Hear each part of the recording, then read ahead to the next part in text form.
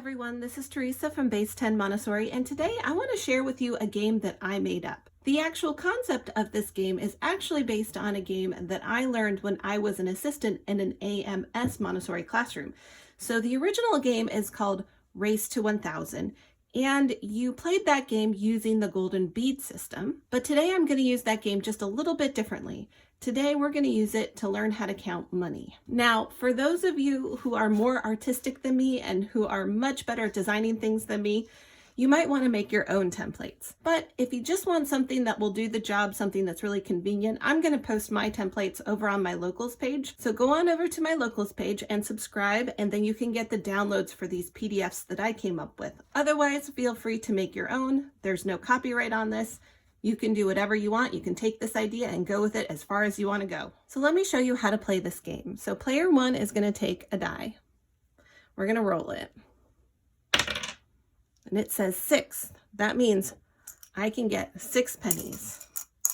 So I'm going to go over and do 1, 2, 5, 6. And as you can see, I've put the numbers on here so that helps them count. I've also put an image on here so that they can identify which one is the penny. I've also written the word. Now, before you start this, you might want to give a language lesson, a 3-period lesson as to which one is the penny, the dime, and of course the dollar. And of course, you'll want to do the same thing with the nickels and the quarters. So that's player one. So let's switch over to player two, which is the yellow sheet. Player two gets to take out 4 pennies. 1, 2, 3, 4. Okay, now it's time for player one again. 4. So let's take our pennies and count 4. 1, 2, 3, 4. You know what? I've reached the end. I have 10 pennies. And when we get to 10, we're going to stop and exchange because that's how many pennies it takes to make a dime. So let's take our dime out. A dime is 10. And of course, we have to put all of our pennies back because we have to start over now. So we'll put our pennies back in there. And this is player one. So let's go back to player two for a second because player two hasn't gotten to 10 yet. So player two has 5. 1, 2, 3, 4, and 5. Then it goes back to player one. Now, as soon as the first player gets all the way to 10, they've made $1. So that's when the game ends. Whoever gets to $1 first wins. Let's take a look at the nickels and the quarters real quick. So as you can see, same sort of template, right? So we're going to start by rolling the die. Player one gets 3 nickels. So we've got 1, 2, 3. Now let's go to player two. Player two rolled a 6. Now this is a good place to explain what happens if you roll a 6 with the nickels.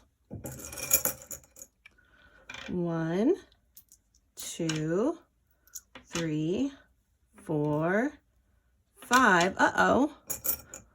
We filled up all of our spaces and we still have 1 left. That means we have to already exchange. So let's put our nickel down here. We're going to exchange for a quarter because it takes 5 nickels to make a quarter.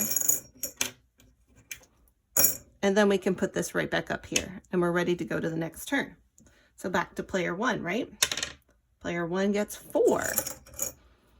1, 2. And then we have 3 and 4. Let's save those down here.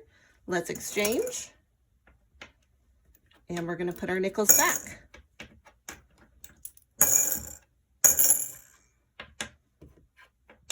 So if you want to do something a little more challenging, take away all the extra numbers that are down here and just put the categories at the top. Now, if you want to put all the coins together, you're going to run into some challenges, aren't you? Because you cannot exchange an equal amount of dimes for the quarters. So after they've gotten enough experience with this work, once they really understand the value of each category, you can give them this challenge of trying to work through the game from the very beginning and see what happens when they experience those challenges of going through the game. It could just be a fun experience for them to get to the dimes and then figure out, wait, how do I do this? How do I take a dime and turn it into a quarter? So it's just a challenge to think about. It might be fun, it might be frustrating. It's really going to be an individual basis on how to do this, right? You're going to have to feel it out. You're going to have to see, first of all, what age is the child? Are they understanding the concept of money, and do they enjoy this sort of challenge? So you're going to have to think through whether or not you want to present this particular idea to the student. So as you can see, I've already sorted out the coins so that they're in their categories. But another way to make this game more challenging is to put all the coins together, right?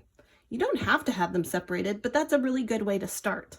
When you're starting the game, when you're starting to figure it out, you might want to break them into their categories. But if they get really good at it, just give them a bowl full of coins instead of sorting them out and have them go through the game that way. And of course, since this is a Montessori channel, we want to make sure and tie this into some Montessori materials. So when you think about what you can do with this game to help the child understand what are nickels, what are dimes, what are pennies, what are quarters, let's get out our bead chains. Now that we know that this is the 5 chain, right? So 1, 2, 3, 4, 5. And instead of putting the tab, maybe you put the nickel, right? That's a pretty simple way to adjust the bead chains to do something a little bit different. And of course, you're going to do 5, 10, 15, 20, 25. If they decide to linear count or skip count, it doesn't really matter, right? They can use the nickels right here. And we can say 1, 2, 3, 4, 5 nickels is the same as a quarter. They both equal 25. So go ahead and connect this to your bead chains. And when it comes to this 10 chain, you can do pennies and of course your dimes. So every time you count to 10 with your 10 chain, you put a dime. And you can linear count using your pennies. So you can skip count or linear count. So don't forget that this game is based on Race to 1000 with the golden beads. So if you want to go back to the traditional Montessori idea, 10 units equals a 10 bar, right? Here's our 10 bar. 10 tens is 100. And of course, 10 100s is 1000.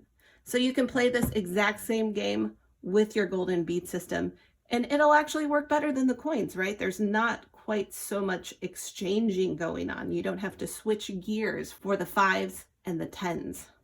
Anyways, that's all I have for you today. I hope you enjoyed this presentation. And if you want the PDF for this, don't forget, it's over on my locals page. So head on over there, subscribe, and download that PDF. And as always, don't forget to like, share, comment, and subscribe to the channel, and I will see you in the next video.